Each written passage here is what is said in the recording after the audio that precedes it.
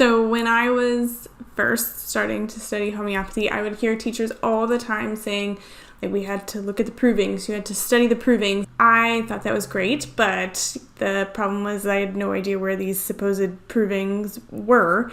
So I once went in class and asked the teacher, where do I find these provings, to read the said provings. And I think he thought I was joking because he just laughed at me and then realized I was serious and then just changed the topic and was so shocked he couldn't answer. So in case anybody else is harboring that secret question that apparently is super obvious, let me break it down for you here. Hi everybody, it's Brittany. So provings, what they are and where do we find them?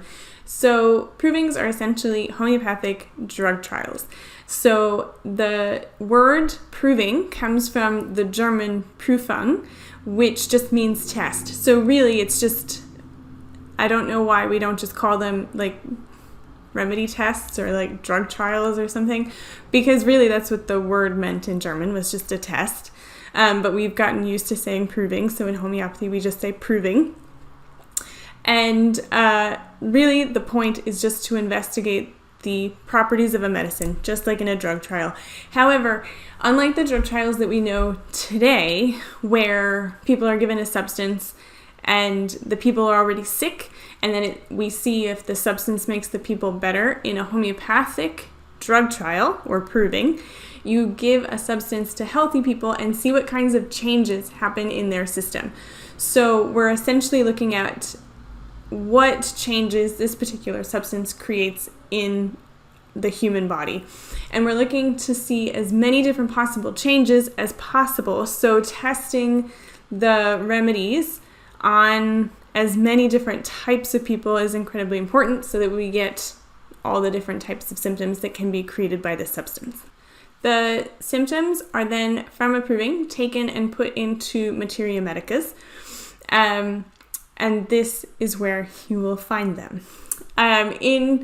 In compiling a materia medica, people will also use toxicological data and cured cases. So toxicological data is, for example, someone took arsenic by accident and then the doctor that came and helped them wrote up the incident in a case report. The doctor will write up all the different kinds of things they witnessed in this poisoning of arsenic and publish it for other doctors to read, because they also want to know what arsenic does on the human body, right? So when we're compiling a materia medica, there are symptoms from provings, and then people will take symptoms from these toxicological reports, or case studies as they're often called today. So in addition to toxicological data and provings, there are also cured cases.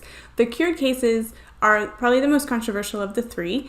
It is when you include something that was cured by a remedy in clinical practice. So for example, there was a specific type of stomach pain, the homeopath prescribed mercury, and the stomach pain went away. That stomach pain can then sometimes be included in materia medicas as an indication for mercury. Okay, so then why are people so obsessed with provings? At least my teachers were. So I'm going to focus mainly on toxicological data versus proving. So in a toxicological report, you will largely get relatively non-specific symptoms, meaning the person could just have vomiting of bile. That's all that would appear in the toxicological report. In a proving, since the person knows they're in a drug trial and the person is writing it up knowing that the point of this information is to make a good homeopathic prescription, they're going to be asking for a lot more data.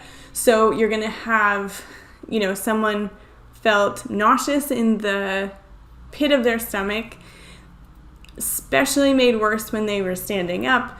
They stood up and vomited bile, and immediately the nausea went away. You get much more information, even though outwardly the thing that you would see is the same as the toxicological report, right? The vomiting of bile.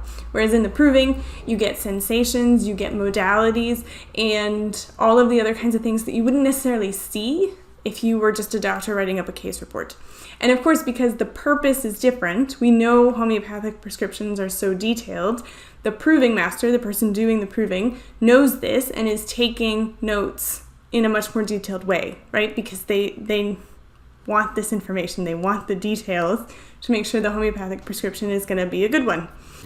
Now, this isn't to say that toxicological data is not important. Because of ethical reasons, we can't seriously poison someone with arsenic, right? In a homeopathic proving. That would just be wrong. But so that means that the only place that we can get some of the really severe manifestations of an arsenic poisoning, for example, are in toxicological reports. Same with any of our substances. The really severe consequences of a poisoning are mostly going to be found in toxicological reports just because of their nature. They're actual poisonings that someone did either by accident or they were trying to commit suicide. And so you get the types of things, the types of death these substances will cause. You will get different types of convulsions, true mania or psychosis, the really severe manifestations. You're not necessarily going to get that in a homeopathic proving because we're just not going to poison someone that severely, right? Okay, so where are provings? Unfortunately, as I've alluded to, they are actually everywhere. And I say unfortunately because you never know if you're reading one. Which is why I think my question was totally valid. I don't know why my teacher was so shocked by the comment. I don't know. So in a materia medica, in most materia medicas I should say that you read, you will just see a bunch of symptoms and you won't know which ones are cured cases, which ones are toxicological reports, and which ones are provings, or some strange new combination thing. It's just not referenced. Usually materia medicas at the beginning will say what sources were referenced in coming up with the materia medica, but you don't know specifically if the symptom you are reading in this particular remedy, in this particular part of the body, was a proving toxicological report or a cured case.